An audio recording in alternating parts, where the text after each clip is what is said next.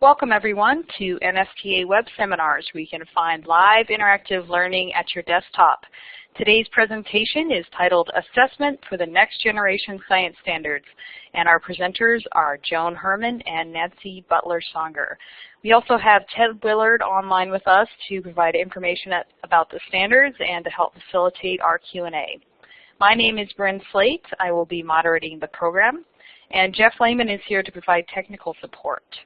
And before we jump in, I did want to remind everyone to visit the NSTA Learning Center, which is your online portal for teacher professional learning and the home of over 11,200 resources. As many of you know, we've got almost 4,000 resources that are absolutely free for teachers to access, and that resources can be added to your library and bundled into collections. And these are really a great way to keep track of your resources and to keep them grouped around a theme. You can also access collections made by NSTA or by other teachers.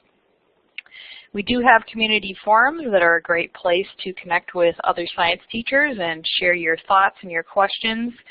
Online advisors, they're available in the Learning Center to help you live find resources and answer your questions. So reach out to them. They love to help you out. Also wanted to point out that we do have free tools that can help you organize what you're doing with your professional learning and document it and show your progress toward reaching your professional learning goals. It's all available at learningcenter.nsta.org. Well, now let's go ahead and get started. I'll introduce our presenters. We do have Ted Willard here. He's the Director of NGSS at NSTA. And then our feature presenters is Joan Herman from UCLA and Nancy Butler Songer from the University of Michigan. At this point, I will turn it over to Ted to get us started. Welcome, Ted. Thanks, Bryn. Thanks, everyone. So happy to see such a full room, lots of people interested in this topic. I can imagine why.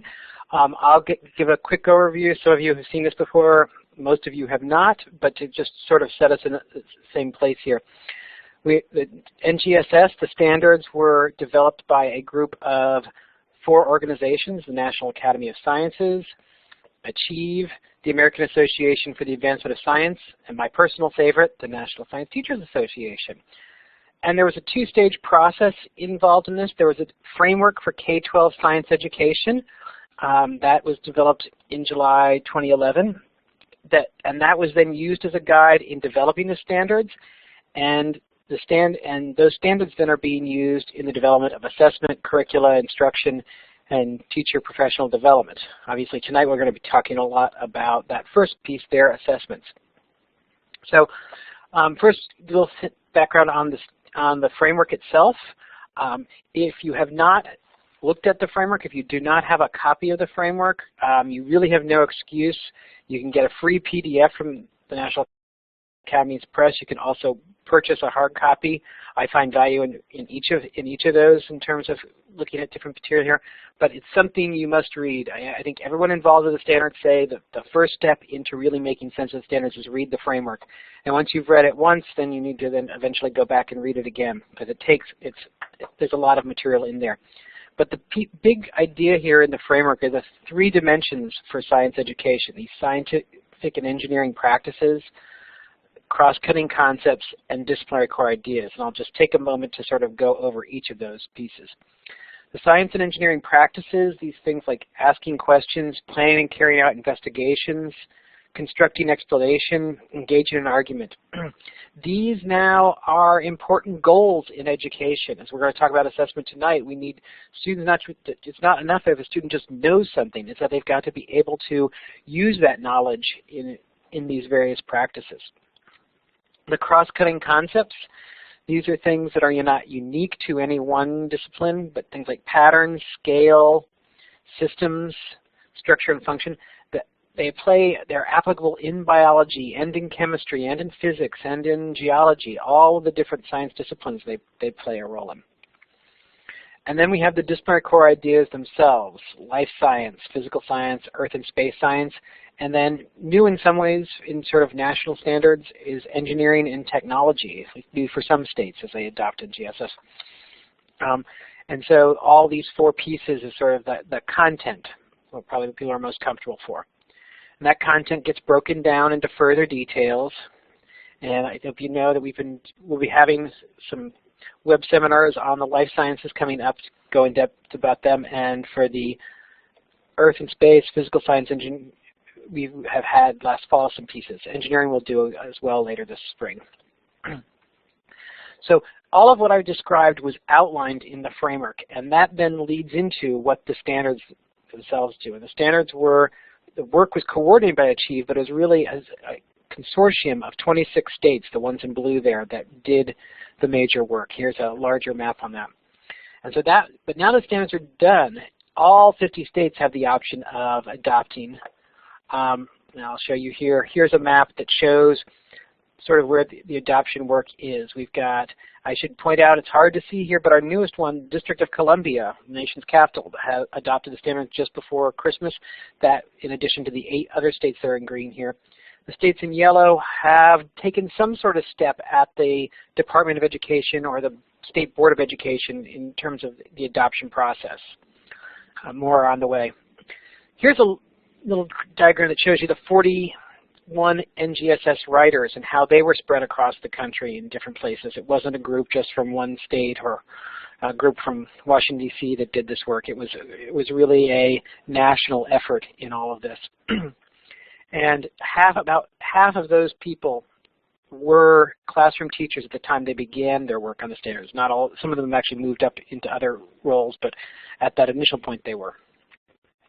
So let's take a look at a standard here where we have a performance expectation. And this statement here, develop molecular models of reactants and products to support the explanation that atoms and therefore mass are conserved in a chemical reaction. So this performance expectation, as noted down here, is what students should be able to do at the end of instruction. It is not meant to be, what the teacher, instructions to the teacher of you must do this as part of your teaching. It is purely meant as a guideline for our assessment work, and so it's going to come up some in our discussions today. And then you have these different elements here, the practices, the core ideas, the cross-cutting concepts that blend into that statement. So we have develop models to support an explanation. It's a case of developing and using models. We have the idea of reactants and products, and that atoms and mass are conserved in a chemical reaction. That's mentioned here in this disciplinary core idea. And then the idea that atoms and mass are conserved in chemical reactions is part of a cross-cutting concept dealing with energy and matter. And so those 3 different elements linked together and all captured, what the NRC assessment report calls the 3 dimensions of learning, are pulled together in this single performance expectation. And so with that little bit of background about the standards, we'll pass things on to Joan and Nancy to give you a little sense about assessment for NGSS.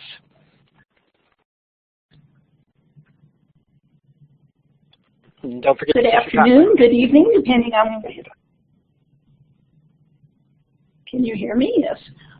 Good afternoon. Yes, we can. Go ahead, Joan. Okay, thank you very much.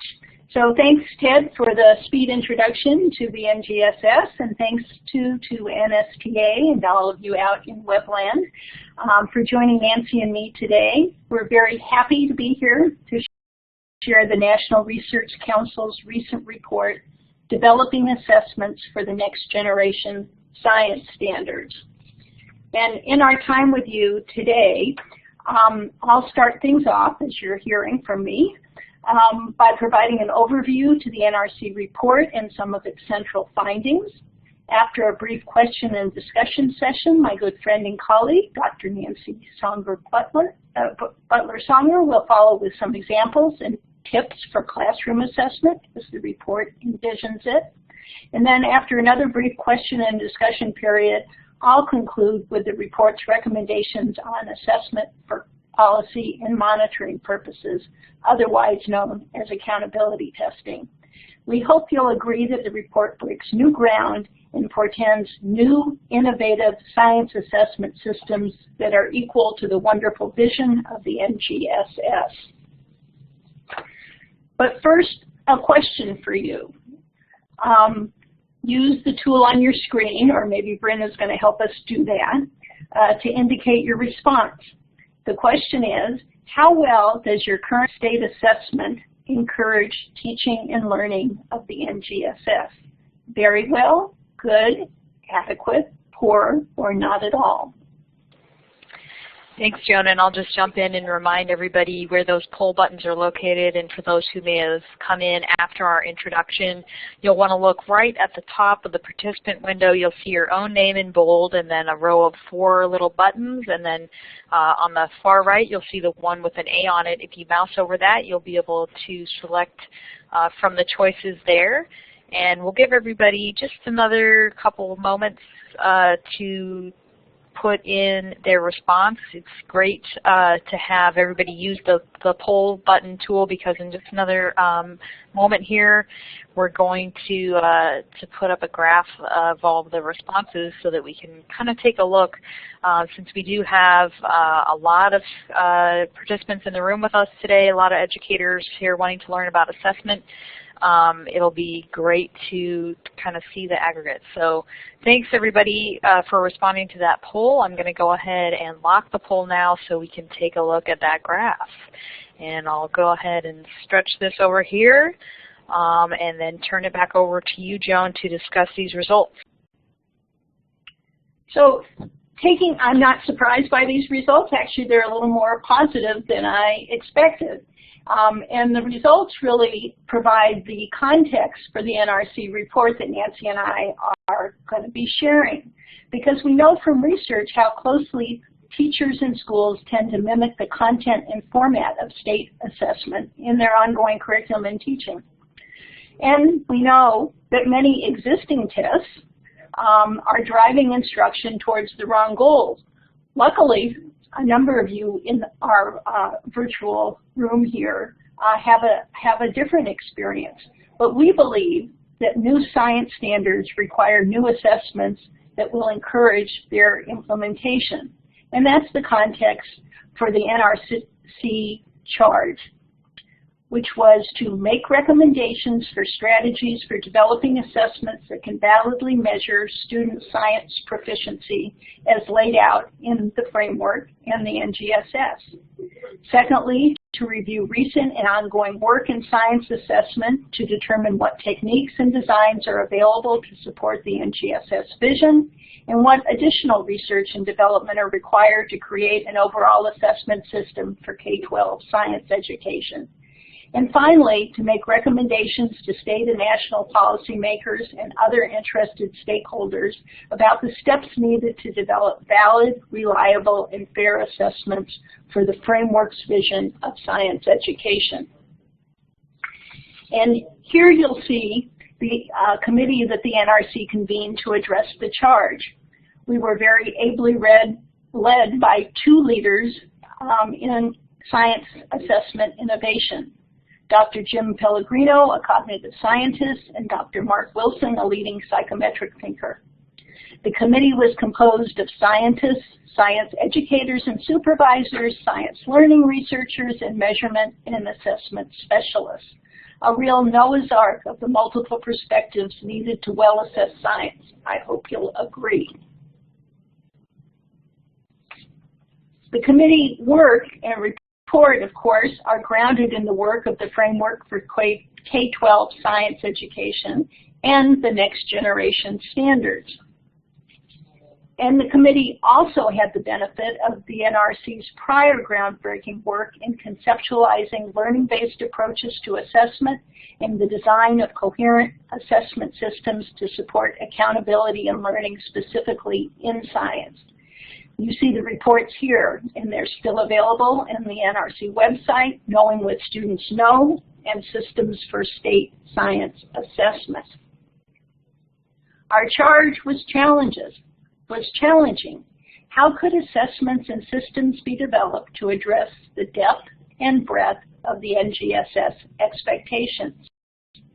How to match NGSS's signature conception of science learning, as Todd overviewed for us, which is a 3-dimensional construct requiring the development and application of core scientific ideas in the context of scientific and engineering practices, as well as in cross-cutting concepts.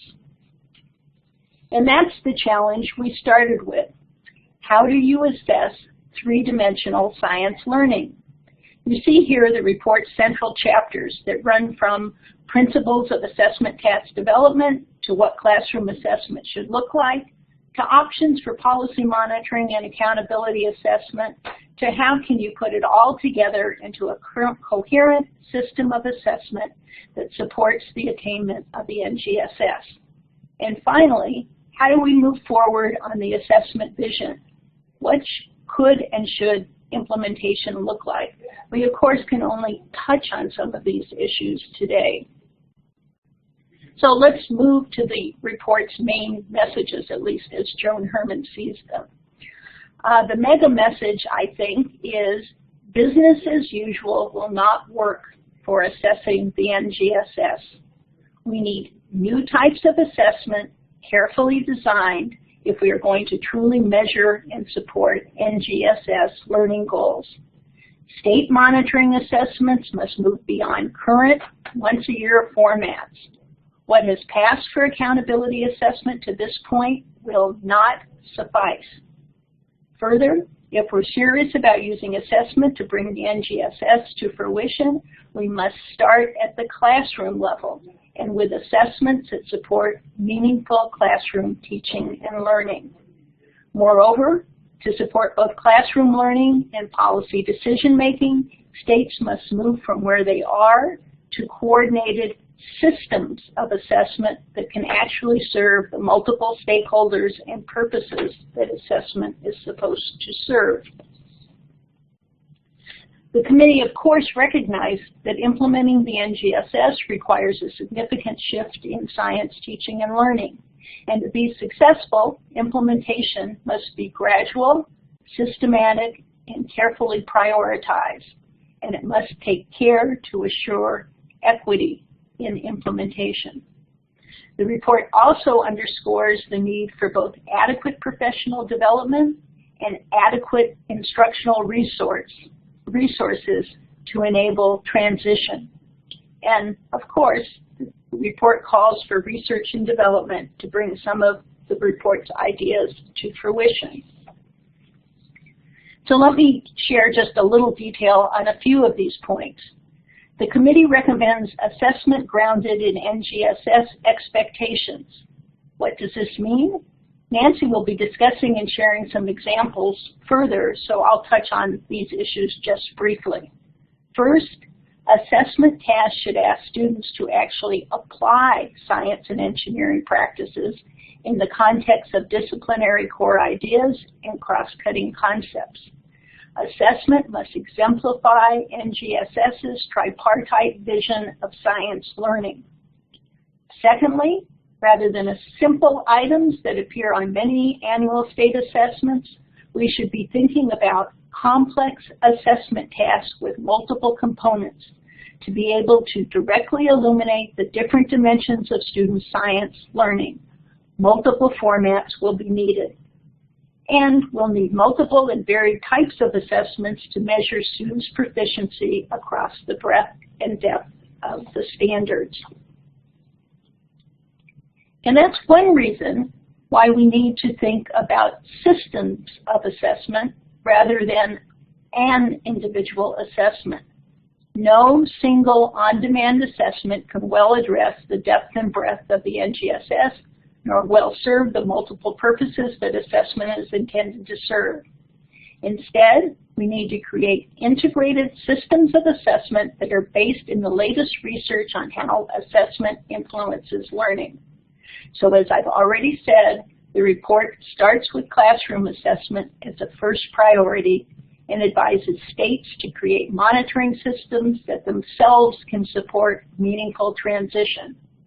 Such systems will necessarily include both an on-demand component, similar in timing to current state tests, and a classroom embedded component, integrated with local curricular emphases and sequences to enable teachers and students to demonstrate what they can do in more extended performances. The system, too, needs to include indicators of opportunity to learn. We need to track and follow the extent to which students have had the opportunity to develop proficiency with the NGSS. We know this is a big change after all, and that schools and teachers have appropriate resources to support their students in the development of this learning. I say a third time, and then turn the podium over to Nancy to further develop the point. The report sees classroom instruction as the key leverage point both for developing and measuring student science learning and for building teacher capacity for the transition. The report highlights the role of both classroom formative and summative assessment and particularly emphasizes the role of formative assessment in supporting student science learning. The report shares classroom examples in the report that document how this can be done and documents as well that it effectively has been done with obvious implications for resource development and professional development. And with that, let's stop for questions and discussion before turning the screen over to Nancy. Great. Thank you so much, Joan. First question I think here, and I think it's one that's on many people's mind, is how do we as teachers encourage folks at the state level to follow these guidelines? That she mentioned she agrees with your points, but she's concerned that when the rubber meets the road at the state level, that what you're asking for here goes by the wayside. So any thoughts you have to share on that would be most welcome. Well, certainly history would suggest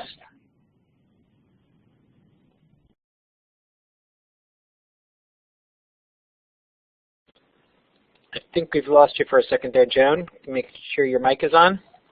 Okay, I'm back.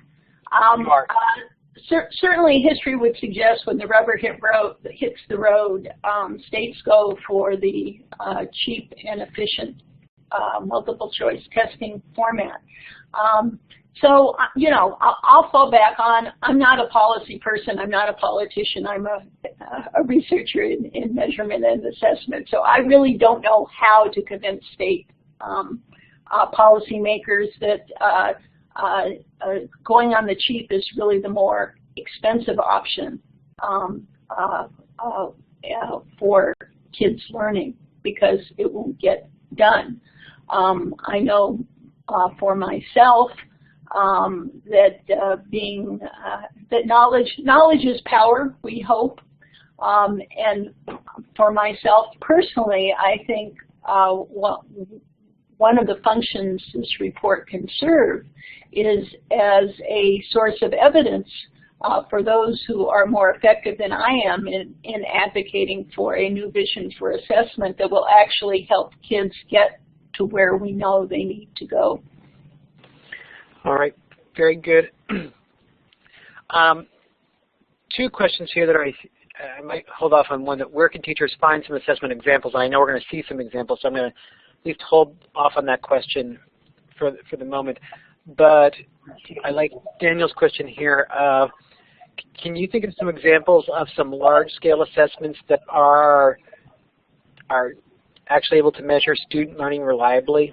That whether there are either individual states or some other tests that are bigger than, I guess, an individual classroom, school, or school district that are leaning in this direction. If you would have any examples of that. Well, I think sure. I think that's a great question, and we're going to be coming back to that issue later in the presentation. But as an advanced organizer, I think the AP exam in biology is a good example of an assessment that is trying to set a new direction for assessing science learning.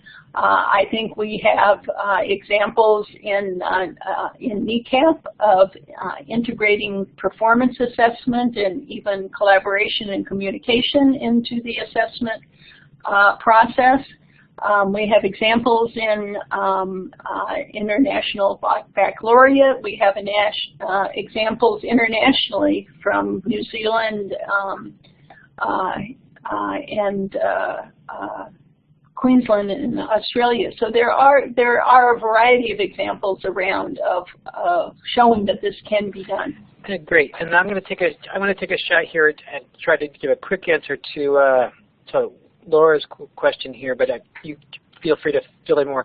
She's asking whether NGSS assessments will have a format similar to Smart or Balanced, and it's, I think, important for folks here to realize is that the committee here in the panel is making recommendations of what assessments and assessment systems need to be like. That don't have the power to decide what assessments actually will be like. In terms of the states will make a lot of decisions about what form they're going to do in their assessments. But if you've got more to add to that, feel free. Well, I think you're right. Our charge was not to develop the assessment or dictate what it should look like, but provide recommendations for states and others. Certainly, Smarter, Balance, and PARC are advancing new types of items that may be useful in better assessing science as well. Great. So why don't we go on and look at some examples, and I know we're going to come back to you with some more broader ideas again at the end, so we leave some questions here that can go on. All right. Hi, this is Nancy Songer, and welcome, everyone. I'm pleased to be here speaking with all of you. And thank you, Joan, for the wonderful overview of the report. And now my task is to kind of get into some more details and to provide some examples so that we can all get a little more of a firsthand view of what these general statements might look like in everyday classroom experiences. So the first slide here is not meant to be a poll, but just a moment of reflection, because I know we all are very busy and we don't do these things as often as we should. But the question I'd like to pose is, how often do you gather assessment information of any kind and use it to adjust or otherwise impact your own teaching? So just take a minute to think about that. We're not going to poll this so that we don't have to embarrass anyone. The one I would like to get some feedback on, though, is if you do not gather NGSS-like information for formative purposes often, why not? So if you could use any of your screen markup tools, you could use the pen that we've become comfortable with. The last one is clip art, if you want to put a smiley face or another symbol, and add your own comments here. So you can select as many of these as you wish. Take a minute just to allow everyone to participate. And Nancy, I'll just remind those who may have come in after our introduction, your screen marking toolbar is right alongside of your participant window. The pencil is the third one down, and you can pick whatever color you'd like to make your mark stand out. But this is great. Thanks everybody for being willing to share this and put it up visually on our screen. Our smartphone users and tablet users can type into the chat, as well as if you've got other reasons, feel free to share those in the chat as well. So I could see a whole lot of participation around the second statement there. I do not have any good examples, and hopefully this talk might help you feel like you do. You probably actually do have some examples, you just might not recognize that they are NGSS-like. And also, I hope the talk will address the second to the bottom statement there. I do not know if I have some good NGSS-like tasks or not. I thought there might be people who might feel that way. So I'm actually pleased to see that a lot of people are here to maybe get some of that information, be able to make that decision for themselves after today's talk, or at least that's our hope. All right. So in this portion of the presentation, I'm going to be talking a little bit about challenges that the report identifies, but also some tips that we all can share and learn about in order to address those challenges that are before us. So the first challenge I'd like to highlight is that we actually, let's see if I can get this to work here.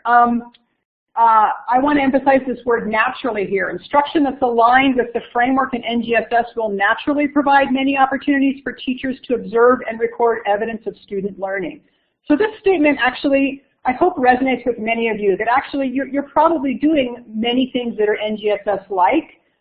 If you're doing anything that's kind of requiring kids to do some of these practices listed below, like developing and refining models, generating, discussing, and analyzing data, engaging in both spoken and written explanations and argumentation. And my guess is that many of you are doing some of these things actually on a somewhat frequent basis, but you're just not recognizing either the NGSS nature of them or even thinking about them perhaps as opportunities for assessment.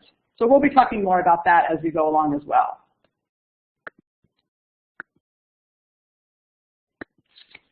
So I'm going to speak a little bit about what are some characteristics of NGSS-like classroom tasks. If I can get rid of, let's see, I'll get rid of this thing here.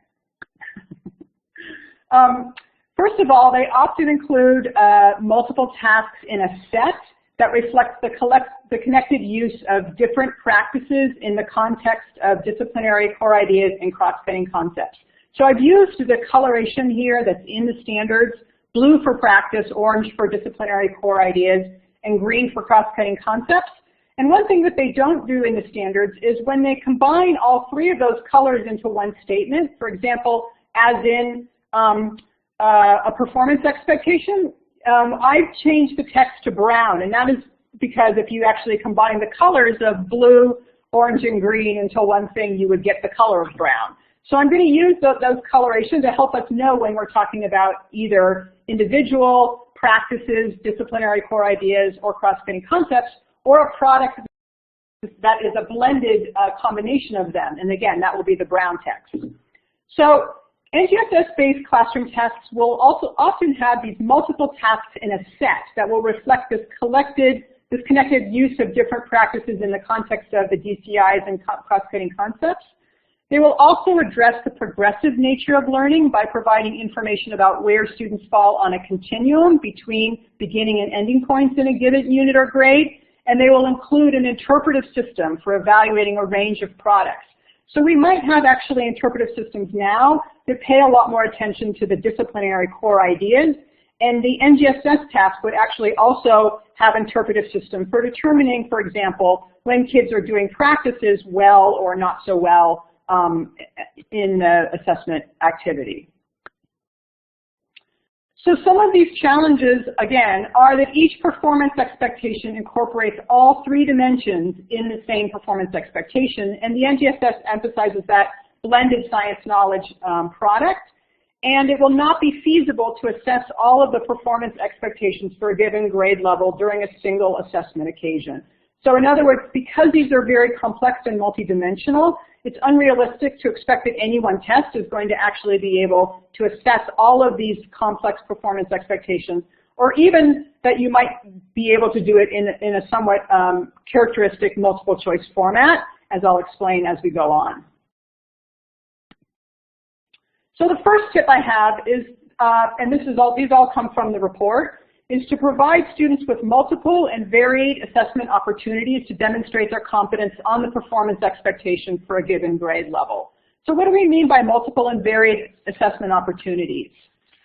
So all these will be illustrated in the examples. One way that we get at multiple and interrelated examples is to use a set or cluster of interrelated questions to generate lots of evidence. So in other words, any one specific question may focus on an individual practice, core idea, or cross-cutting concepts, but together the parts work to support inferences about students' three-dimensional science learning. So you might have, for example, a multiple choice item at the beginning of the cluster that might get only at the core idea associated with that performance expectation, and that might be followed by a short answer item that actually might assess a kid's ability to generate an explanation that uses that disciplinary core idea. So that would be a second task that would get at the blended knowledge. And in that way, those two tasks work together in concert to be a set that's going to give you more evidence of the NGSS-like knowledge than either one of those actually might have been able to give you on their own. So now I'm going to walk through two examples. Each of these examples are multi-part examples. They're a cluster of tasks. One of them is at the 5th grade level. It's matching the disciplinary core idea of biodiversity with 3 different practices. The second example is taken from the Earth Science section of high school, and it's a climate change disciplinary core idea that's paired with 2 different practices for high school. So the first cluster has 3 tasks that ask 5th grade students to determine which zone of their schoolyard contains greatest biodiversity. The task requires students to demonstrate knowledge of the disciplinary core idea of biodiversity, cross-cutting concepts of patterns, and 3 different practices. So what we've done is we have one task that pairs each of these practices with the same cross-cutting concept and disciplinary core idea that you see up here. So now I'm going to show you what the first task looks like. In the first task, kids are going to collect data on the number of animals and the number of different types of animals or different species in the schoolyard zones. Students are broken into 3 teams. Each team is assigned a zone in the schoolyard. Students are instructed to go outside and spend 40 minutes observing and recording all the animals and signs of animals that they see in their zone.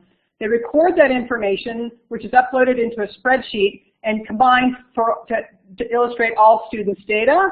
And the purpose of this task is that teachers can look at the data provided by individual groups or from the whole class to gauge how well students can perform the scientific practice of planning and carrying out investigations and collecting and recording data.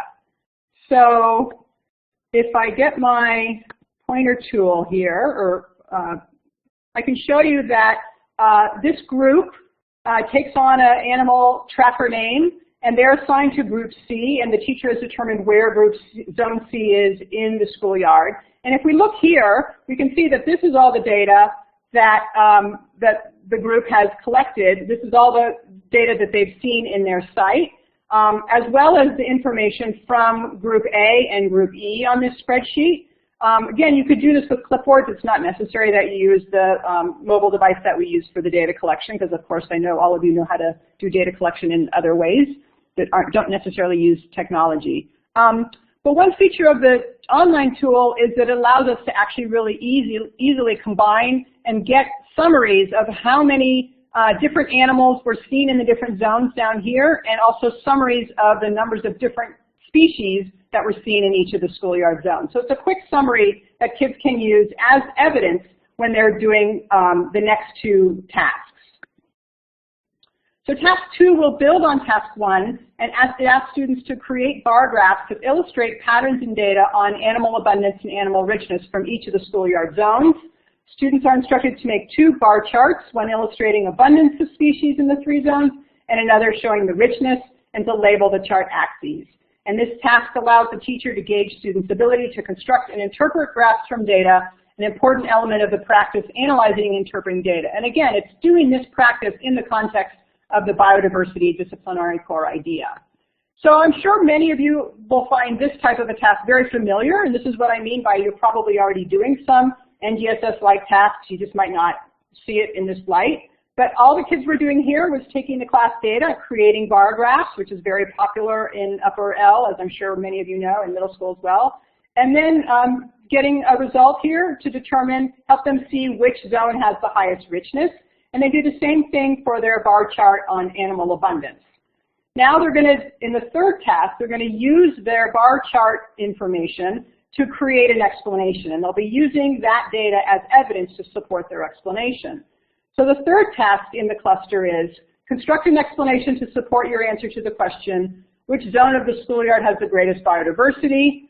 Previously, students learned that an area is considered biodiverse if it has both a high animal abundance and high species richness. In the instruction for the task, each student is prompted to make a claim, give his or her reasoning, and identify 2 pieces of evidence. These are the 3 parts of scientific explanation. And the purpose of this task is to allow the teacher to see how well students understand the core idea of biodiversity and whether they can recognize data that reflects its hallmarks, for example, high animal abundance and high species richness. It also reveals how well they can carry out the scientific practice of constructing explanations. And as I'll show you in a minute, we also use a similar task as a part of a summative end of the unit assessment with one distinctive feature, which I'll explain. So here's the worksheet that we use for the third task that asks the scientific question, which zone in the schoolyard has the highest biodiversity? And students then are instructed to make a claim, reasoning, which is the scientific concept or definition that you thought about to make the claim, and that joins your claim to your evidence. And then in our case, we ask for 2 pieces of evidence, and they have to go and look at their data sheets 31 and 32 are the bar charts that they created, and draw from their own data, use that as evidence to support their explanation. And once they've identified these 3 parts of the explanation, then they will generate a paragraph that is the scientific explanation.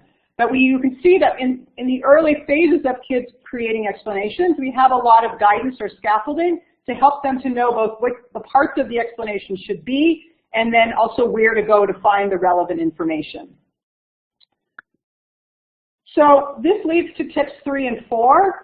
Tip 3 is to generate useful information on NGSS blended knowledge. You might need to focus on a smaller set of most important, what we call gatekeeper concepts, because you want to be able to actually generate this rich information, such as the cluster of information that can tell us about their ability to, for example, create the graphs about biodiversity and then draw on their own data to create the explanation. And that's obviously going to take more time, even though it's giving you a lot of rich information about what they do and don't know about that blended knowledge. The 4th tip is that formative tasks can provide support or scaffolds for either disciplinary core ideas, practice, or blended knowledge scaffolds, like we did in the example I showed you, because that was a formative task.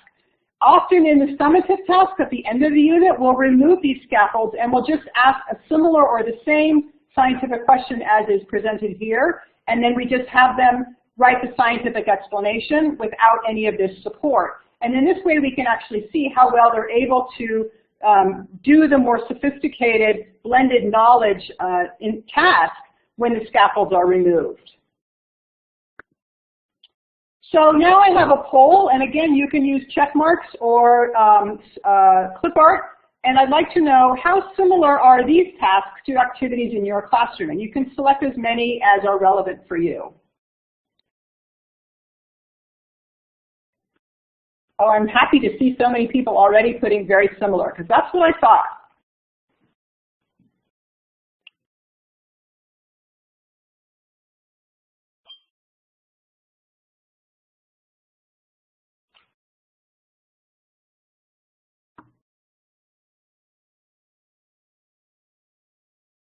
So this is very positive. I don't see anyone picking the 3rd or the 5th, or very few people picking 3 and 5, which are the ones that say, I'm not sure this is going to work.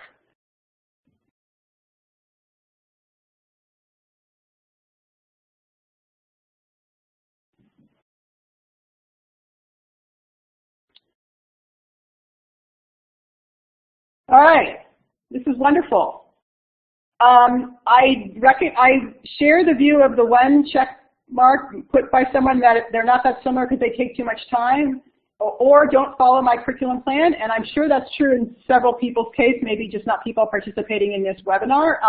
They definitely will take more time, but again, many of you are already doing them, as I can see. In fact, it looks like a large majority are. You may not be using them right now for formative assessment purposes, but clearly now that you understand the way that they might be demonstrations of NGSS-like tasks, you might think about shifting some of them, maybe some selective gatekeeper ones for that type of purpose. This is really great. All right, I'm going to move on to my second example, just because I think it's valuable to look at something at a different age level. So my second set is at the high school level. I saw several of you in the beginning were high school teachers. And I'm going to show 2 climate change tasks in one cluster that address one performance expectation. This is the performance expectation: analyze geoscience data and the results from global climate models to make an evidence-based forecast of the current rate of global or regional climate change and associated future impacts to Earth systems. So I'm actually showing you just 2 of what are actually 4 parts to the task, and that's for time purposes, but I feel like this will still give us an illustration of the type of high school task and how it's similar or different from the one we just saw. This task requires students to demonstrate knowledge of the disciplinary core idea of climate change, cross-cutting concept of patterns, and the 2 practices of analyzing, interpreting data, and constructing explanations. And I picked the same, 2 of the same ones I did before, just so you could see again both how they're similar and how they're a little bit different from what we showed you before. So in the first task, kids are actually working with looking at various types of data. One type of data they use is really interesting, actually. It's estimated temperature data that goes back something like 300,000 years ago, and it comes from ice core data that's at Vostok Station, which is a Russian station in probably the most, I think it's the place in Antarctica or in the world that has the coldest recorded temperature. So we can get data, actually, we can use hydrogen isotope data to get information, estimates of what temperature was a very, very long time ago. And the first task in this cluster has kids extend the graph line to make an evidence-based forecast of what the average annual temperature will be from 150 years to the present. As it turns out, the more recent ice core data is not accurate. You have to get stuff from a while ago. So if anyone wants to take their pen tool and actually draw the prediction, what they do is they actually do extend this line, and then they do a narrative description of what their prediction is. This is actually showing the natural fluctuations due to Milankovitch cycles and other cycles of temperature. So if you were extending the line, what would it look like? Okay, good. I see some good lines up there. Anyone else want to jump in before we, okay, someone's saying it's going to go up. So this is based only on natural cycles, such as Milankovitch cycles. What would your line look like? Give you a minute. Then I'm going to go to the next slide. All right, we got someone's going to about the year 3000, it looks like. All right. Here's what a sample of what I decided the kids' line would look like. It would show some fluctuations if a pattern of temperature was only following or only due to natural fluctuations. We would see a line that has some fluctuation, but not, by and large, it's not dramatic changes. So then the second task, after they do the narrative description, is that they are actually also provided with measured temperatures at the same station, at Vostok Station. And this graph also, as you can see, has 2 trend lines. It has a trend line for what the ice core data is over time. You can see that's virtually flat. It also has a trend line for what the measured temperatures are for the last 150 years. I guess it's actually only like 55 years. And you can see the trend line shows a dramatic increase. So as a result of analyzing these graphs, students are then asked to construct an explanation to address the question, do the natural climate cycles, such as the Milankovitch cycles, explain the increases in global temperature in the last 150 years? So I went through this really, really quickly, and you guys didn't have the same sense and ability to examine the graph. But what I'm trying to show you is that it's really valuable to use as much as possible actual data, and then have kids be analyzing actual data, whether it's their own data like in our first set, or this is data from scientists, when they're drawing their conclusions or making predictions or developing explanations, because that's the way you can actually get at some of the practices and some of the blended knowledge more directly. So students do construct an answer to this, a narrative answer to this question, and they basically end up saying things like, you know, the natural fluctuations cannot explain these increases in temperature, and this sets the stage for further activities that have them looking into what the human-induced or anthropogenic changes are that are resulting in some of the more recent temperature changes.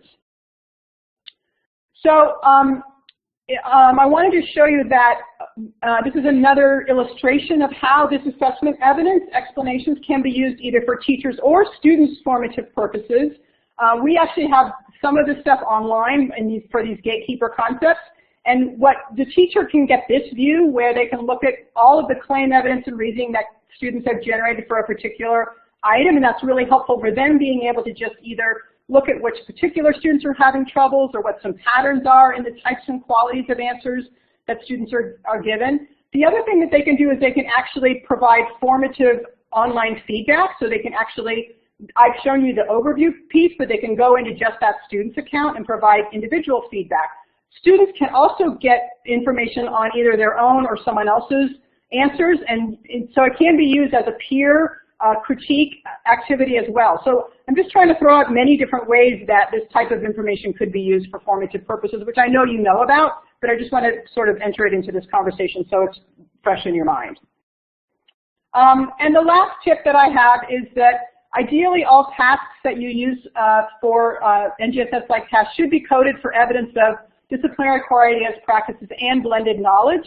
So in other words, in the old days, we all coded and maybe gave credit largely for disciplinary core ideas only. And I want to emphasize that in this new world of NGSS, it's really important to value students' ability to demonstrate what they can say in terms of explanations or data analysis or other practices wrapped around the content, not just the factual disciplinary core ideas themselves.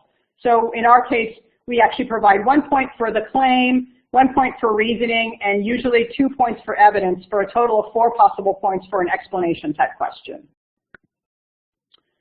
So my last slide is just a checklist that has you in your own time perhaps think about which of these things, which of these 5 tips I've presented might be things that you are or could be incorporating into your NGSS assessment practices within your own classroom.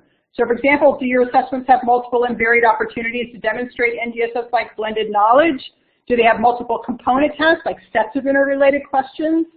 Do your classroom assessments focus on or highlight a smaller set of more important gatekeeper concepts so that you actually give students the opportunity to demonstrate this richer knowledge and even progress along the getting to the richer knowledge if they aren't quite there yet?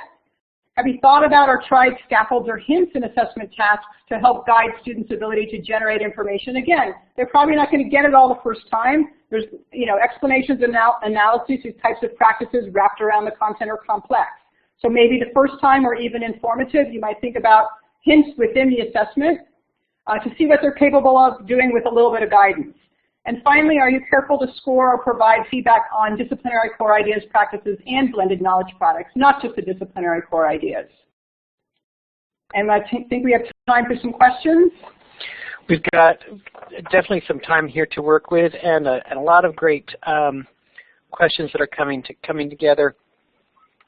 One that I saw here that I don't think has been commented on yet, but I think was something that some teachers would struggle with.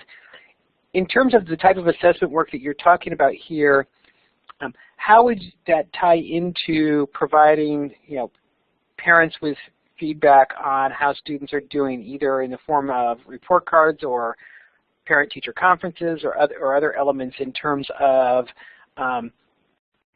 giving them that information, which is also traditionally an important piece of what goes on with assessment?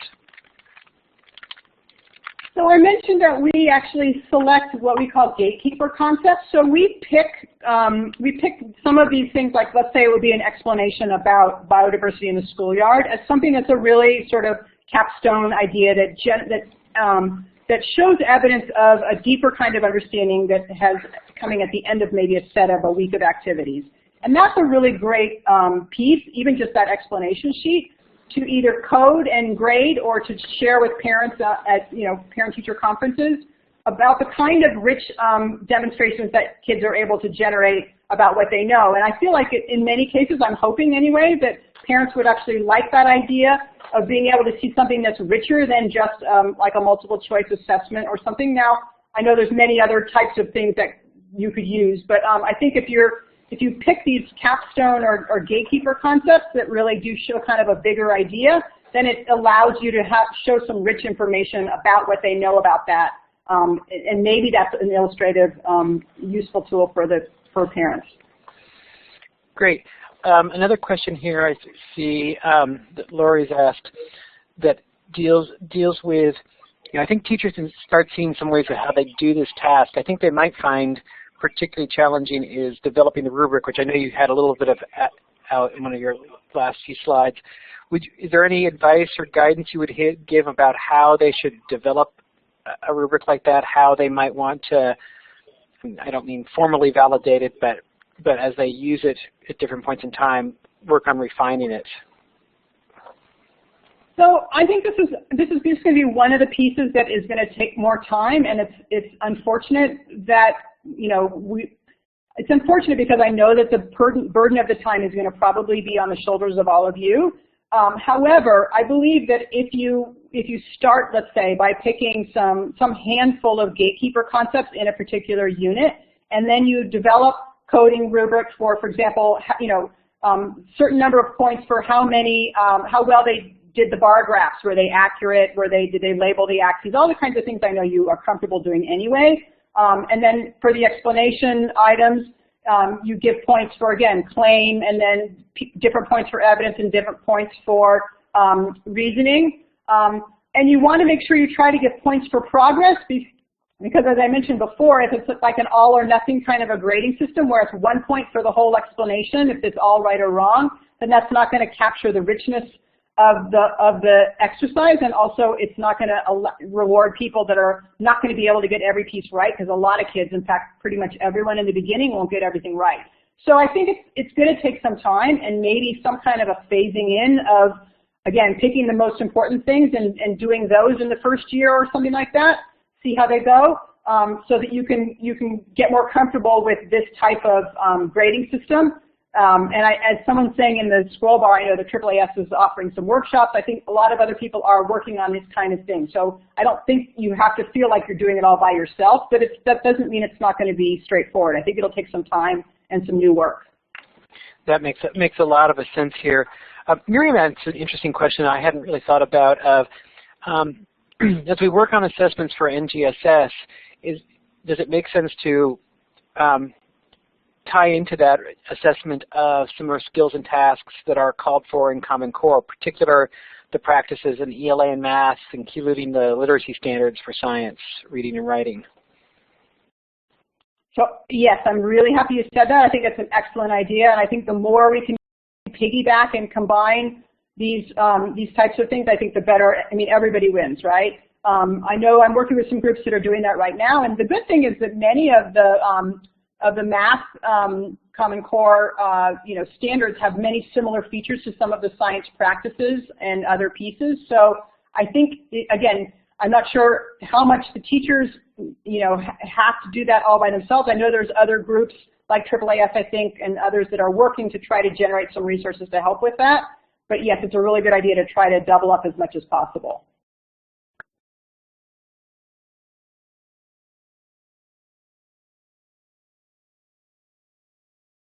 Are there other questions, or should we move on to Joan? Oh, I forgot to hit the button. I apologize. One more here that was a little bit earlier when you were showing your elementary example. It's a little bit off task, but I was curious about it myself. Your rubric or your scaffolding for claim evidence reasoning was presented claim, reasoning, evidence, and someone asked, was there a intentionality about putting the reasoning before the evidence? I know a lot of people have been using that CER, claim evidence reasoning framework in doing work around explanations. So we've actually been working on this for several years, and I actually don't think it matters whether you put it claim evidence and reasoning or claim reasoning and evidence. We've done it both ways. The reason why this particular time we put the reasoning in the middle is we were trying to actually emphasize with teachers in professional development that reasoning links claim to evidence.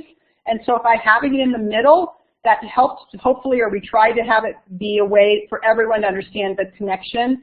Reasoning is always the most difficult one of the three for kids to get because it's this sort of abstract scientific concept. And so, I don't necessarily have like one way it has to be done, or I don't think it needs to be done a particular way. So if you have an order or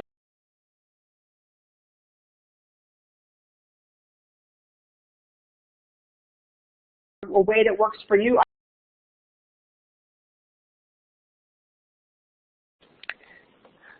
We seem to have a little bit of sound issues with Nancy. I think we'll see where that goes, but I think we can probably go on to Joan's session here at the end, and then we can share, and then we can come back and do some questions for both Nancy and Joan.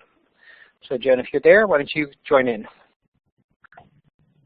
Indeed, I am here with another poll, and thank you, Nancy, for a great presentation with really intriguing examples, and I could see on the chat that it generated lots interaction and conversation.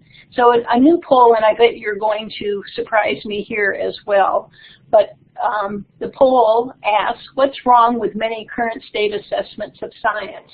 They sacrifice depth of understanding for breadth of coverage. They are not sensitive to unique content emphases across different curricula. They do not address science inquiry and other practices. They do not provide instructionally useful information. They do not provide good models for science teaching. All of the above, none of the above.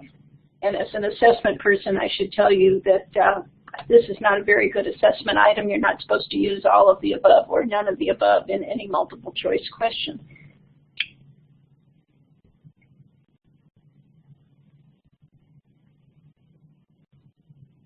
Wow, lots of different answers.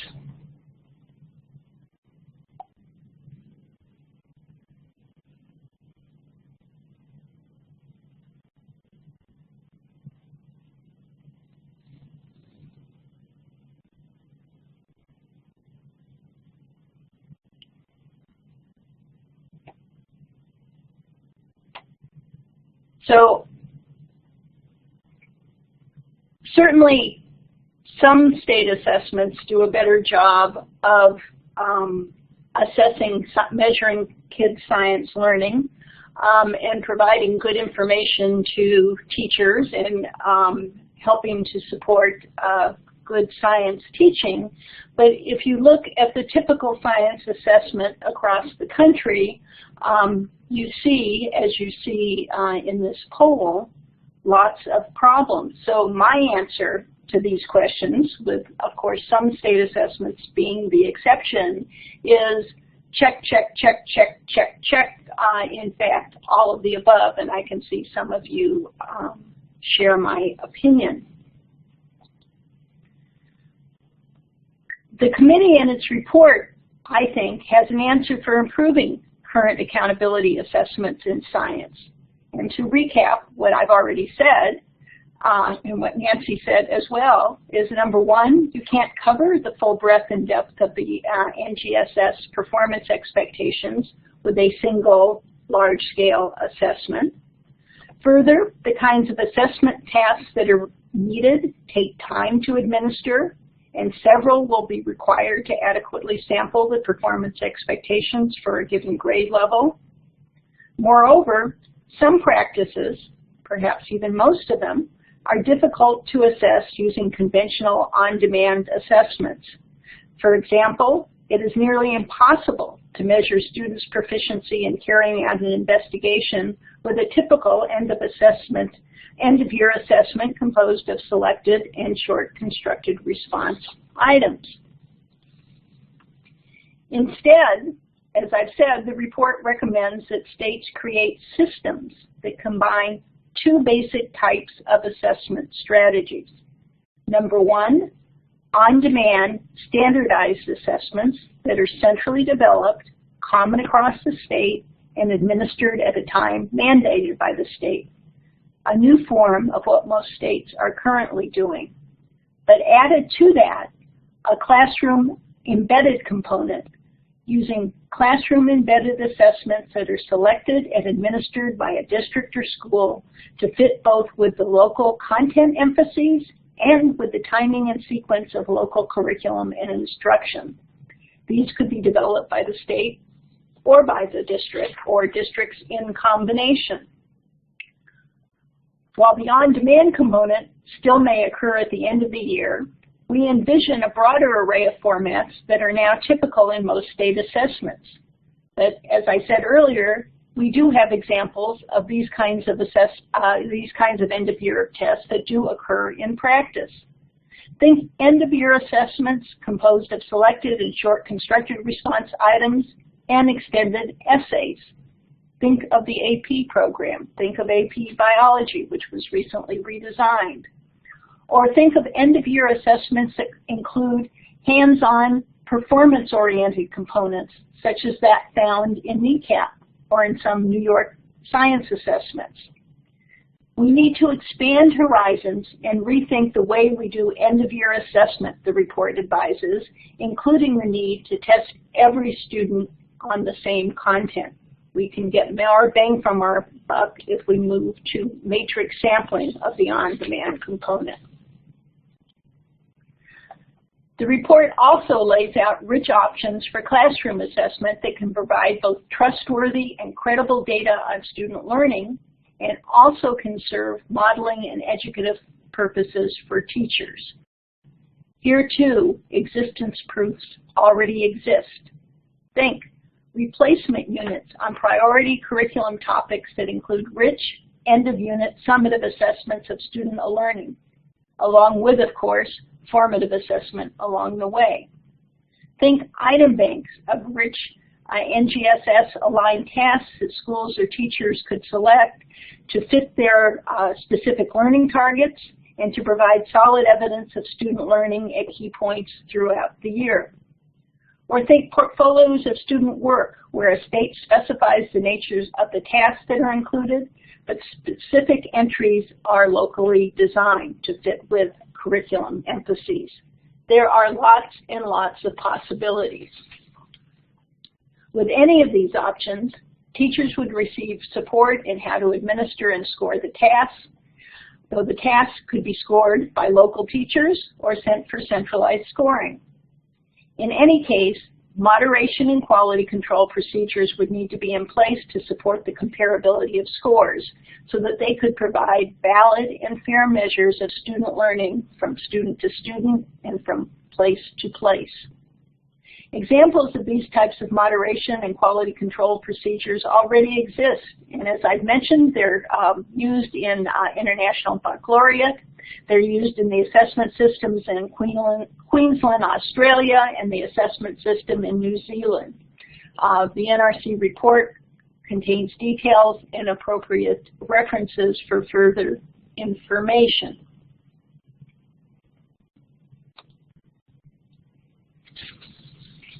So I hope you'll agree the NRC report lays out an exciting agenda, and Nancy and I wish we could share more. But let me leave you where I started and some of the central messages of the report that I think are also important to communicate to policy interests. Number one, new types of assessment are needed, well designed to address NGSS learning goals. Secondly, state monitoring assessments, accountability assessment, must move beyond traditional forms. Traditional forms simply will not suffice and will not get us to where we need to go. Thirdly, NGSS assessment should start with the needs of classrooms, classroom teaching and learning. Fourth, states must create coherent systems of assessment that can support both classroom learning and policy monitoring purposes. Fifth, implementation should be gradual, systematic, and carefully prioritized with serious attention to equity and opportunity to learn. Six, professional development and adequate support for teachers will be critical. And finally, additional R&D will be needed to bring this vision to fruition.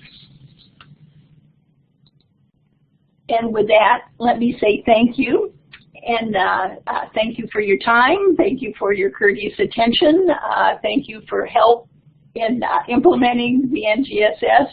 And let me turn it back to Ted. You see her here where you can get for free a pre-publication version of the NRC assessment report. And if you'd like to contact Nancy or me, you see our emails here. Yes, definitely. I think people should take a look at the assessment report. I won't say it's the shortest document I've ever seen, but it's shorter than the framework, so that should possibly help. But it does have a lot of information there that I think, and particularly the tasks that are included in there, I think will be extremely helpful for teachers to take a look at. Similar to some of the things that Nancy has shown here this evening.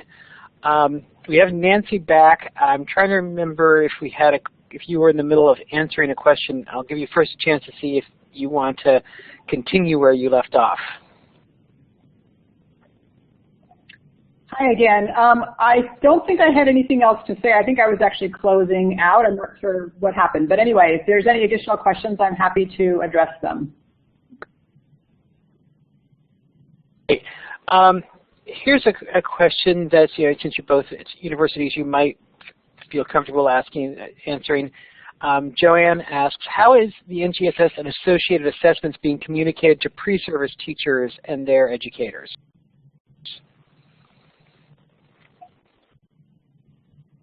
I think we're just beginning that work. I think there's a real opportunity now that we're starting to get more materials out, reference materials about how to use NGSS and how to do professional development and how to teach with NGSS and how to assess. So I don't think we've actually seen a lot of impact on that yet. I know at Michigan we are starting to incorporate materials into pre-service, but I think this is just going to be one of these things that's going to happen gradually over time. That makes sense. Joan, do you want to add anything to that?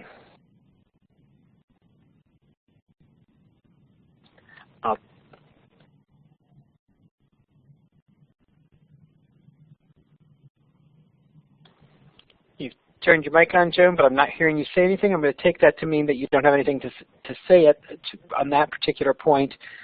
And sort of a somewhat similar vein for either of you, TJ asks, what role do you see for informal science institutions in helping develop NGSS assessments in collaboration with schools? And if either of you have thoughts on that, feel free.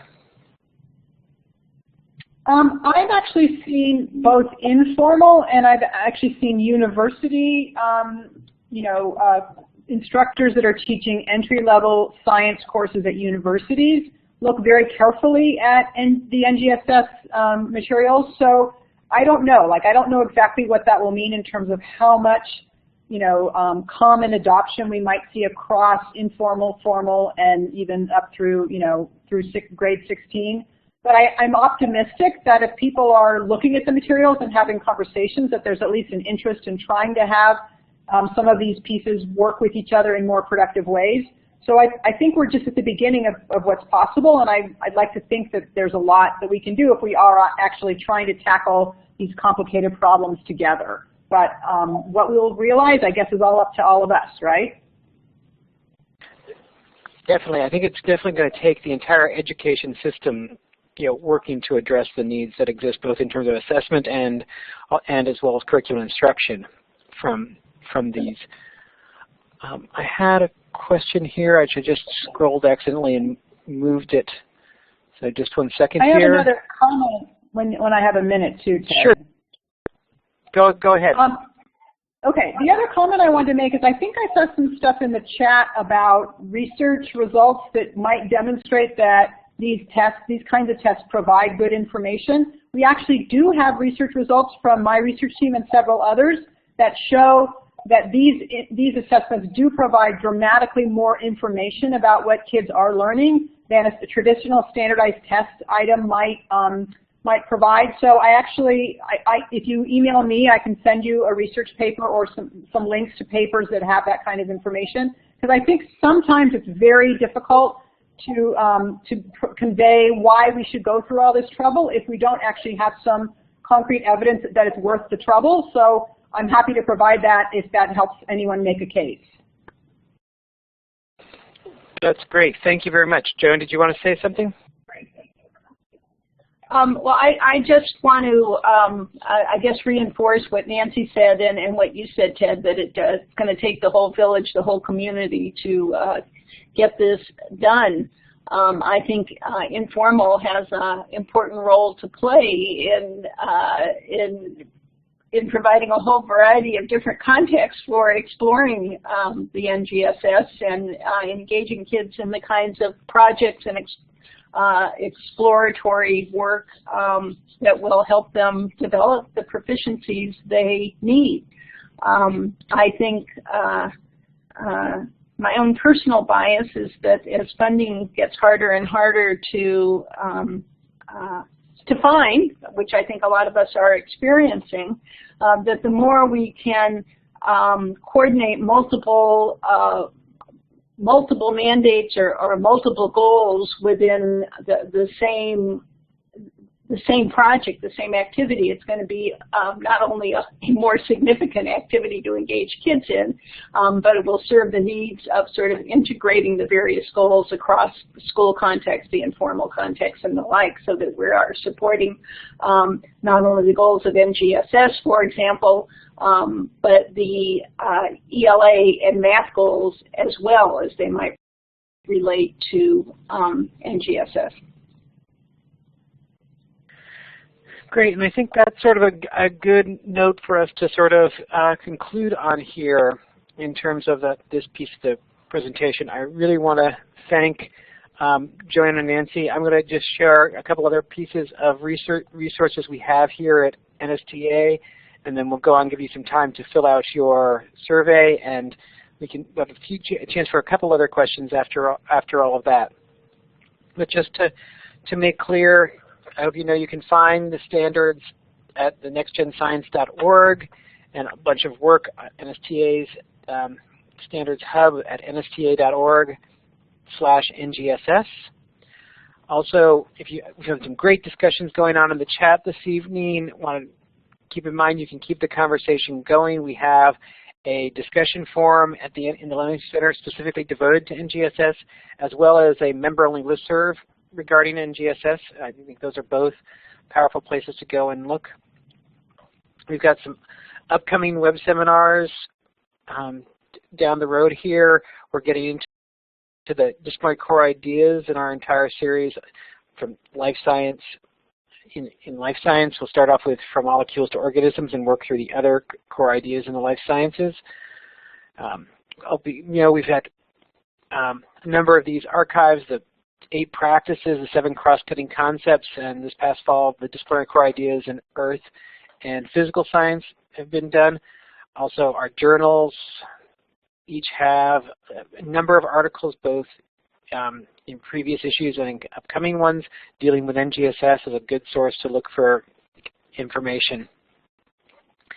And so, in addition, we've talked a lot about the framework and the standards themselves. NSTA has a reader's guide for each of those titles that can be really helpful in sort of making sense of it. We also have a book by Roger Bybee called Translating the NGSS for Classroom Instruction that came out just last fall, that is really meant to kind of help you see how do I take the standards and work into using it in my classroom. If you don't currently have the app for NGSS, whether you've got an iPhone or an Android device, you can have this app so you've always got the standards at your fingertips, as well as some NSTA resources which are available via the app. And really want to point to, I hope I see a lot of you all at our conference coming up in Boston this April. One of the pieces to let you know, we've just been working out the details. We'll have actually an actual panel discussion about assessment. Will be one of the events into there, and a full day of sessions devoted to NGSS. Actually, NGSS, you could do nothing but go to sessions about NGSS during Boston if you wanted to. Of course, there's plenty of other things and reasons to attend our conference in Boston. So look forward to seeing you all there. And so that is gives you a sense of what's going on. Please know that NSTA, we're here to try to help you understand the standards.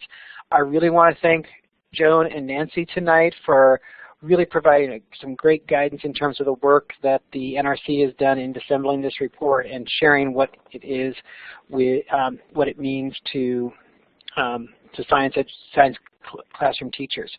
And with that, I'll pass things to Bryn to do her thing. All right. Well, thank you very much, Ted. Wanted to thank you for helping to facilitate today's Q&A, and a big thank you to Joan and Nancy for tonight's presentation on assessments. We really appreciate all 3 of you being here tonight to share this fantastic information with our participants. We also did want to thank the sponsor of today's web seminar, the Carnegie Corporation of New York.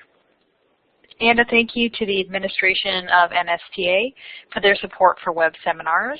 And I did want to remind everyone that we do have a collection of resources related to today's web seminar that has not only the presentation slides and as soon as we wrap up the archives, but also related media that you can use to continue learning about today's topic.